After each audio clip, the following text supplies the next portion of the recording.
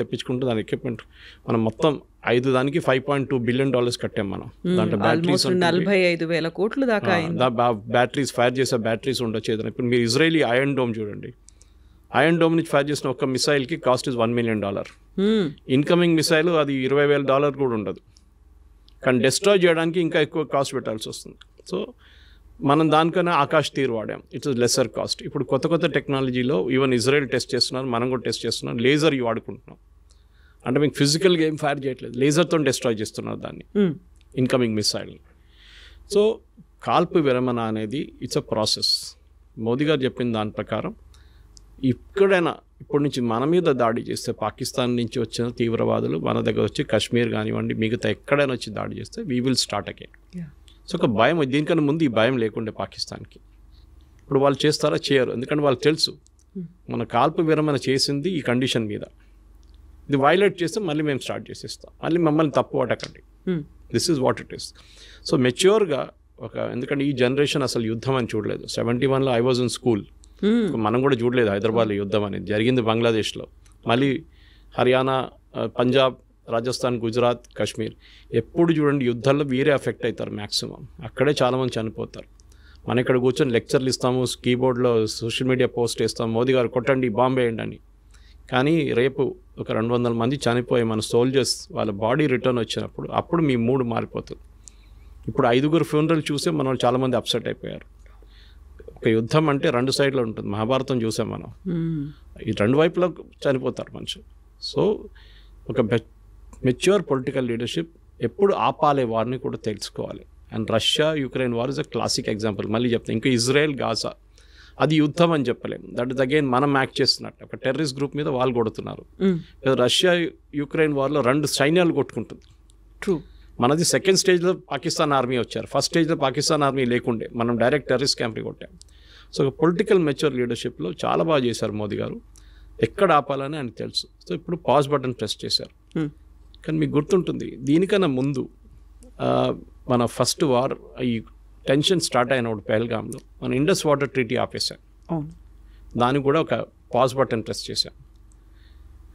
నేను చెప్పేది ఈ ఆర్మీ యాక్షన్ దీనికి అన్నికంటే బ్రిలియంట్ మూవ్ వస్తాయి అది. ఎందుకంటే దాంతో పాకిస్తాన్ మొత్తం సత్యనాశ అయిపోతుంది, కంప్లీట్గా ఫినిష్ అయిపోతుంది. వాళ్ళకు ఒక పంట ఆల్రెడీ పోయింది, ఇంకో పంట ఎప్పుడు పోతుందో తెలియదు.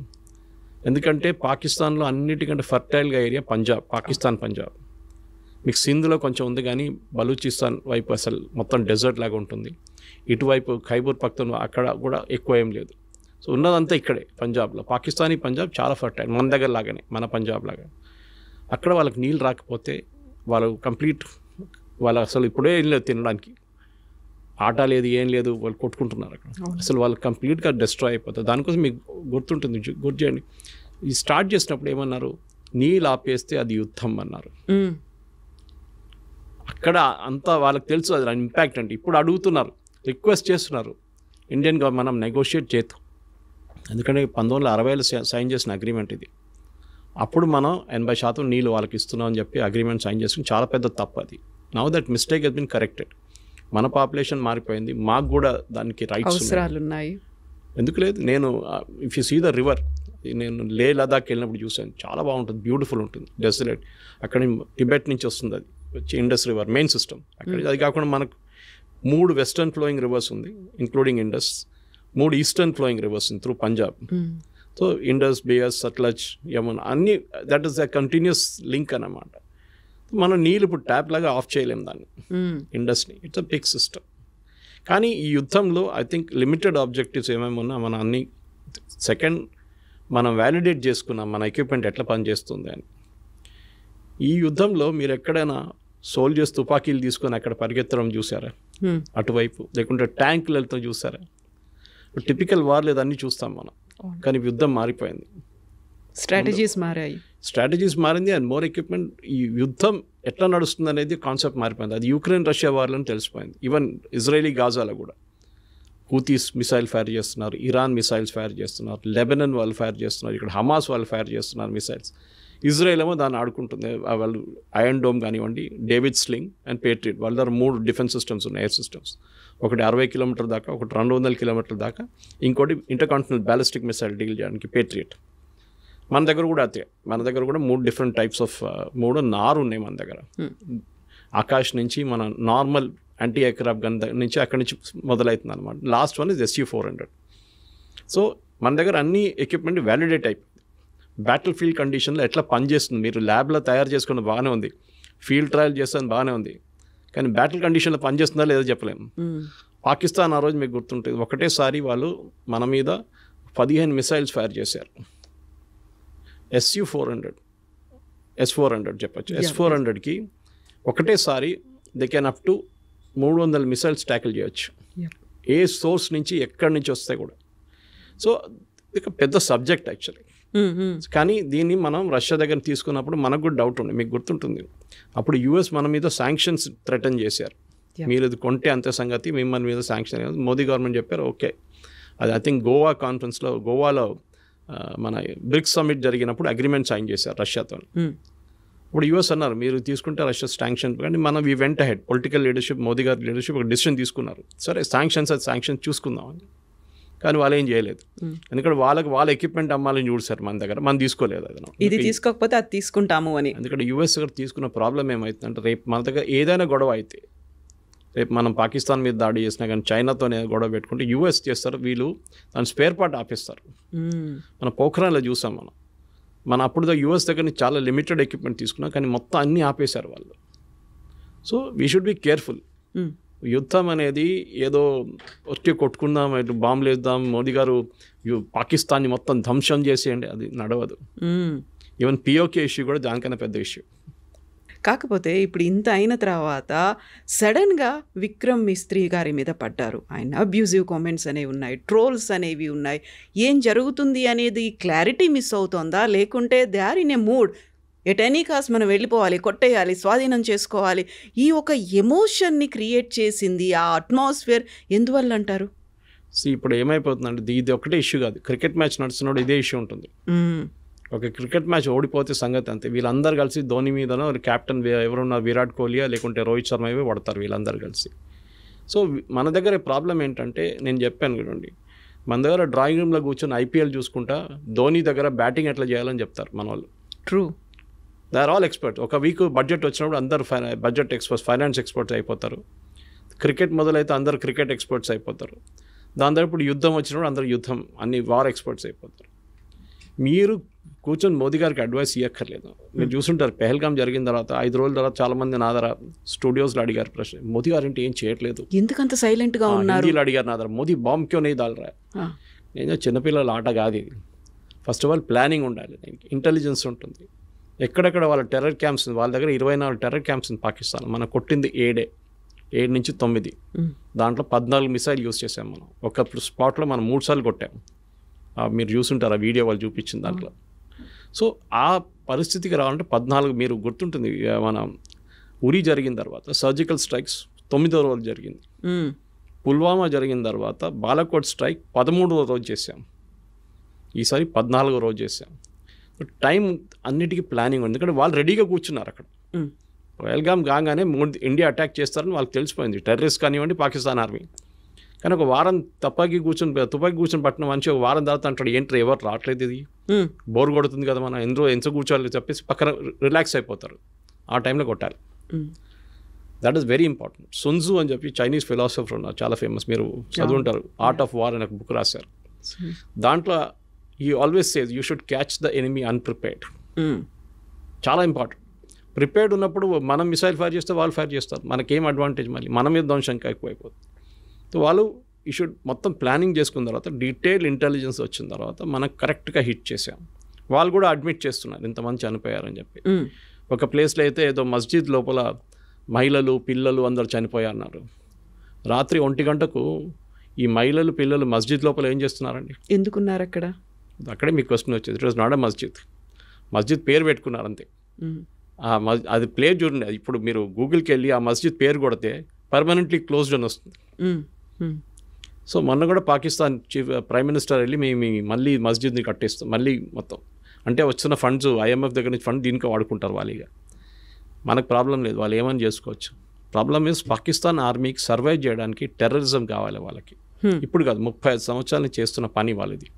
ఆఫ్ఘనిస్తాన్లో టెర్రరిస్ట్ని తయారు చేయడం, ఫస్ట్ ఐసిస్, దాని తర్వాత Al-Qaeda, first Taliban, Al-Qaeda, ISIS, దాని తర్వాత మొత్తం ధ్వంసం అయిన తర్వాత ఇప్పుడు తాలిబాన్ టేక్ ఓవర్ చేసుకున్నారు ఆఫ్ఘనిస్తాన్. సోవియట్స్ పారిపోయారు, మరి తర్వాత యూఎస్ పారిపోయారు, నేటో పారిపోయారు. ఇప్పుడు ఎక్కడ పంపించాలి టెర్రరిస్ట్ అంతని? ఎక్కడో వాడుకోవాలి కదా. నేను ఎప్పుడు దీన్ని భస్మాసుర్ ఎఫెక్ట్ అని చెప్తాను. దీన్ని భస్మాసుర్కి వరం ఇచ్చిన తర్వాత టెస్ట్ చేయడానికి శివ భగవాన్ తల మీద పెడదాం అనుకున్నారు. పాకిస్తాన్ సంగతి అంతే.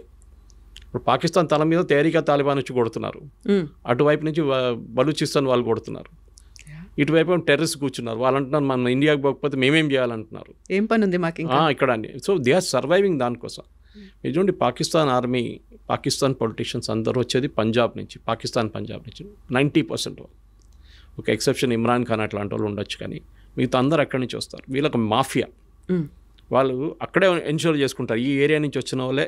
మీరు ఎప్పుడైనా ఖైబర్ పఖ్తూన్ఖా లేకుంటే బలూచిస్తాన్ నుంచి ఒక ప్రధానమంత్రి, ఒక ఆర్మీ చీఫ్ పేరు విన్నారా? ఎప్పుడు లేదు. వీళ్ళు అక్కడి నుంచి ఉంటారు.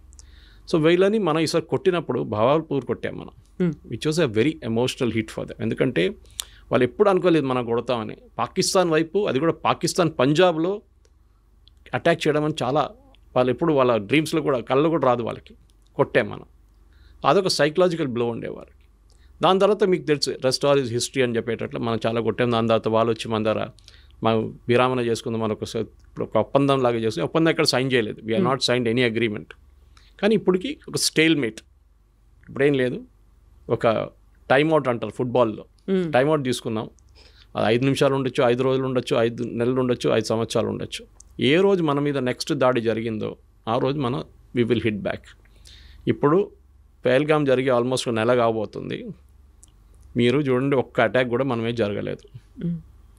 జరిగితే Modiji will give next authorisation, కొట్టండి ఈసారి అని చెప్పేసి. ఆల్రెడీ వాళ్ళ చాలా మట్టుకు ధ్వంసం చేస్తాం, వాళ్ళ ఎవాక్స్ని ధ్వంసం చేస్తాం, వాళ్ళ ఫైటర్ ఎయిర్క్రాఫ్ట్ని ధ్వంసం. వాళ్ళు కూడా చాలా మటుకు కాంట్రవర్సీ క్రియేట్ చేశారు. మేము రఫాల్ 5 రఫాల్, 1 రఫాల్, 3 సుఖాయిలు, 2 మిగ్లు కొట్టుపడేస్తామని చెప్పేసి. నిన్ననే government of India detail statement ఒకటి ఇష్యూ చేశారు through press information bureau. And వాళ్ళ లాంగ్వేజ్లో ఒక ఎయిర్క్రాఫ్ట్ అంటే అసెట్ అంటారు దాన్ని. All our assets are intact అని చెప్పి పెద్దగా సపరేట్గా ఇచ్చారు వాళ్ళకి బాక్స్ లైన్లో. మనది ఒక్క ఎయిర్క్రాఫ్ట్ కూడా పోలేదు, ఒక ఎయిర్ఫీల్డ్ కూడా అటాక్ కాలేదు. దానికోసం మీరు చూసుంటారు, మోదీ గారు కాగానే, ఈ సీజ్ ఫైర్ కాగానే మోదీ గారు ఫస్ట్ విజిట్ ఆదంపూర్కి వెళ్ళారు. Adampur second biggest air force base మనది. ఎందుకు వెళ్ళారంటే వీళ్ళేం చెప్పారు, మేము ఆదంపూర్ మీద మిసైల్ కొట్టాం పాకిస్తాన్ వాళ్ళు అన్నారు, మొత్తం ధ్వంసం చేసాం, అక్కడ SU-400ని ధ్వంసం చేసి అక్కడ ఫైటర్ ఎయిర్క్రాఫ్ట్ అన్నీ పోయిందని. మోదీ గారు వెళ్ళి నిలబడి, ఆప్టిక్స్ అంటారు మన ఇంగ్లీష్లో, లెఫ్ట్ షోల్డర్ మీద SU-400, రైట్లో ఒక మిగ్ నిలబడింది, MiG-29. That is optics. Modi గారు వచ్చింది ఆయన నార్మల్ ఎయిర్క్రాఫ్ట్లో కాదు, మిలిటరీ ఎయిర్క్రాఫ్ట్లో ల్యాండ్ అయ్యారు. అంటే runways working, systems are working, లేకుంటే ల్యాండ్ గారు. అదే టైంలో Pakistan army chief, Pakistan prime minister మన ఏదో వాళ్ళ బేస్కి వెళ్ళారు. ఎయిర్ ఫోర్స్ బేస్కి వెళ్ళలేదు, ఆర్మీ బేస్కి వెళ్ళారు. అది కూడా ఎట్లా వెళ్ళారు, కార్లో జీప్లో వెళ్ళారు. దట్ మీన్స్ వాళ్ళ దగ్గర ఉన్న ఎయిర్ ఫోర్స్ బేస్ ధ్వంసం అయిపోయింది, అక్కడ ల్యాండ్ చేయలేమని చెప్పి చాలా క్లారిటీ వచ్చేస్తున్నారు. సో యుద్ధం అనేది మన వాళ్ళు కూడా దే షుడ్ అలౌ పొలిటికల్ ఎస్టాబ్లిష్మెంట్ని వాళ్ళ పని చేయనియండి, వాళ్ళకి తెలిసి ఏం చేయాలని చెప్పి. విక్రమ్ మిస్త్రీ గారి మీద చేసిన దాడి ఐ థింక్ మన దేశంలో ఒక కల్చర్ అయిపోయింది. ఎవరైనా మీ ఒపీనియన్కి వ్యతిరేకంగా ఏమైనా చెప్పారంటే వాళ్ళ మీద ట్రోల్ చేస్తారు. He's only a messenger. ఆయన ఒక స్టేట్మెంట్ తీసుకొచ్చి చెప్పారు అంతే. ఆయన కాదు డిసైడ్ చేసింది, పొలిటికల్ లీడర్షిప్ డిసైడ్ చేశారు. He's a messenger. ఇంగ్లీష్లో అంటారు ఇప్పుడు డోంట్ షూట్ ద మెసెంజర్ అని. మనం చేసిన పని అది. మనం తెలియదు. Of course his daughter used to represent, రోహింగ్యాని రిప్రజెంట్ చేస్తుందంటే అది ఇంకో పొలిటికల్ కేసు, అది సపరేట్. చాలామంది పిల్లలు ఇప్పుడు మన కూతురు కానీ కొడుకులు కానీ వాళ్ళ ఫిలాసఫీ ఉంటుంది వాళ్ళకి, మనం ఆపలేం వాళ్ళని. దాన్ని బట్టి మన పేరెంట్స్ మీద ఎందుకు పడ్డాలి అది. అఫ్కోర్స్ అమ్మాయి మీద కూడా దాడి చేశారు, చాలా ట్రోల్ చేశారు, ఆమెని మళ్ళీ ఆమె అకౌంట్ ప్రైవేట్ చేసేసింది.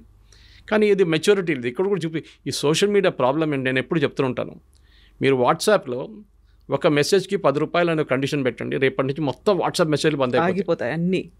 అందరూ ఇప్పుడు ఫ్రీ ఉందని చెప్పి జియో వచ్చి ఇంత ఫ్రీ డేటా ఇచ్చిన తర్వాత ఏం చేయాలని తెలియదు. 5 నిమిషాలు దొరికితే ఏదో వీడియో చూస్తుంటారు మన వాళ్ళు.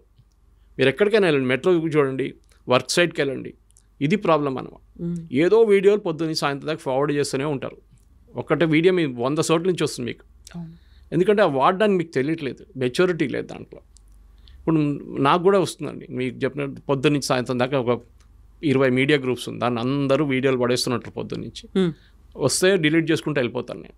కానీ కొన్ని సైట్స్, కొన్ని గ్రూప్స్ ఉన్నాయి వేరే సీరియస్ డిస్కషన్ నడుస్తుందని, అది నేను రిటైన్ చేసుకుంటా, టైం దొరికినప్పుడు చూసుకుంటాను అదనమాట. ఇది మనం మెచ్యూరిటీ ఉన్నప్పుడు చేయాల్సింది. ఏదో వీడియో వచ్చింది చెప్పి ఫార్వర్డ్ చేయడం కాదు, ఏదో వీడియో వచ్చింది చెప్పి రియాక్ట్ చేయడం కాదు, మిస్రీ గారు వచ్చి ఒక స్టేట్మెంట్ ఇచ్చినప్పుడు ఆయన మీద దాడి చేయడం కాదు. ఈ సేమ్ విత్ మోదీజీ గారు. ఎందుకు సీజ్ ఫైర్? మీకు ఏం తెలుసు యుద్ధం గురించి? బంగ్లాదేశ్ యుద్ధం గురించి తర్వాత మనం బ్యాంక్రప్ట్ అయిపోయాం యాజ్ అ నేషన్. చెప్పాను చూడండి, కంప్లీట్గా బ్యాంక్రప్ట్. 5 సంవత్సరాలు మనకు బయటపడడానికి టైం తీసుకున్నాం, ట్యాక్స్ పెంచాల్సి వచ్చింది. రేపు ఇదే చెప్తారు మోదీ గారు, సరే యుద్ధం చేద్దాం పాకిస్తాను, పనిచేస్తాను, పెట్రోల్లో 10 రూపాయలు పెంచేస్తానంటే అందరు ఏడుస్తారు, వద్దు నాకు యుద్ధం వద్దు ఏమొద్దు అంటారు. అప్పుడు ఇది ప్రాబ్లం. అది యుద్ధం ఫ్రీగా నడవదు కదా, దానికి డబ్బులు కావాలి. నేను చెప్పినట్టు మిసైల్ ఫైర్ చేయాలన్నా కానీ మిగతా ఏం చేయాలన్నా మనకు డబ్బులు కావాలి. సరే మనం అప్పుడు చేసాం కూడా, we had put a cess at that time. చైనాతో జరిగినప్పుడు సెస్ పెట్టాం మనం, డబ్బులు కావాలి కదా. ఇప్పుడు అందరూ అంటున్నారు మేము జిఎస్టీ కడుతున్నాం కదా, బాగా చేశారు మీరు, జిఎస్టీ బాగానే వాడుకుంటున్నారు అని చెప్పి. ఏది తెలియదు అసలు.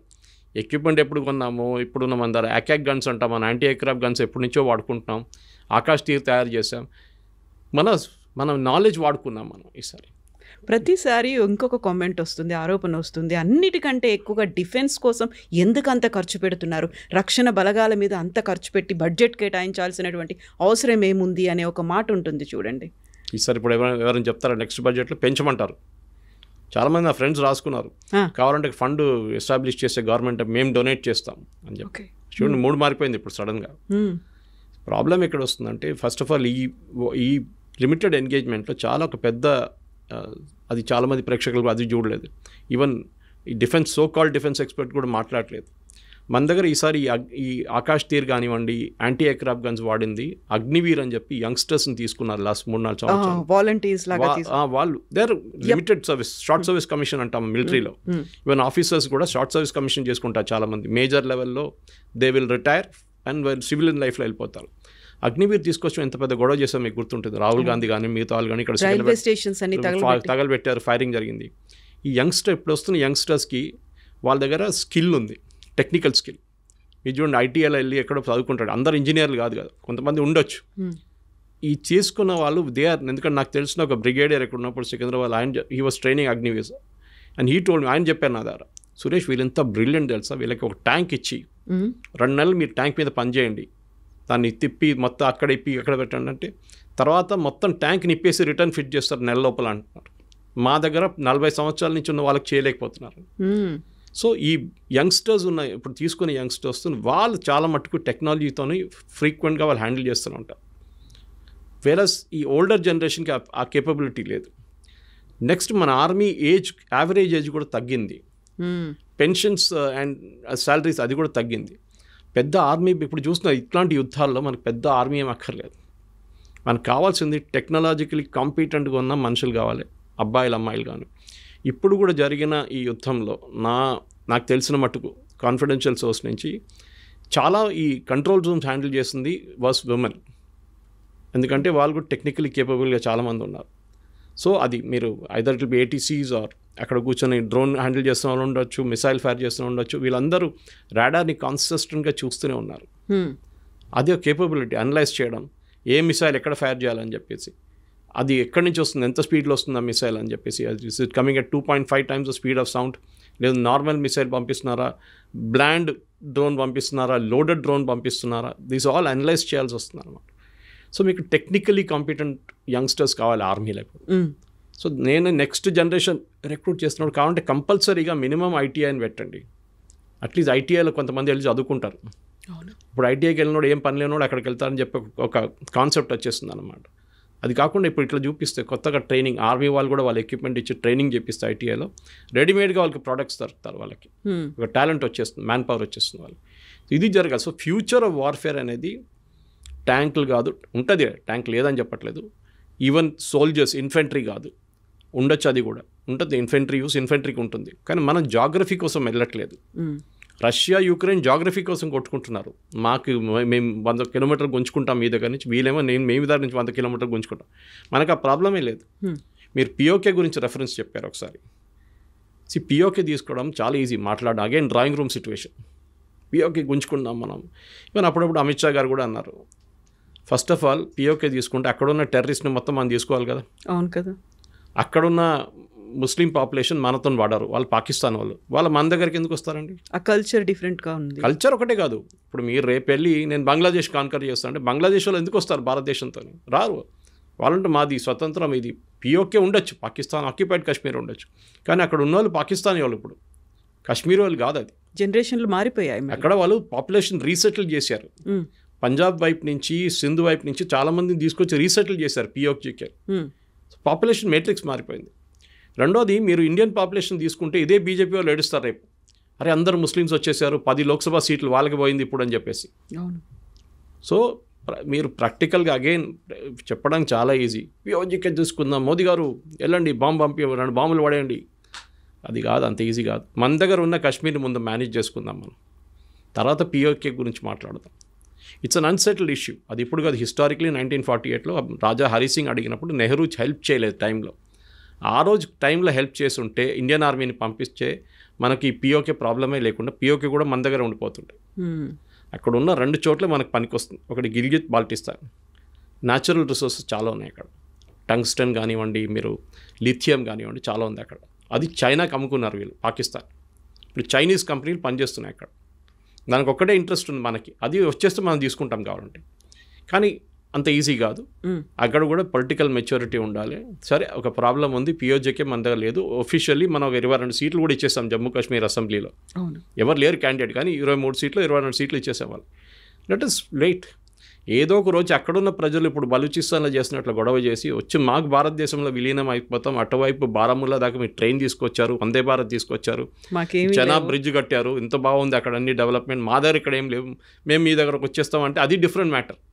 దెన్ అక్కడ ఉన్న సిటిజన్స్ రెబెల్ చేస్తారు, అప్పుడు ఏం చేస్తారు, ఆర్మీ వాళ్ళు ఫైర్ చేస్తారు, చాలా మంది చనిపోతారు, మళ్ళీ అక్కడ గొడవ ఉంటుంది.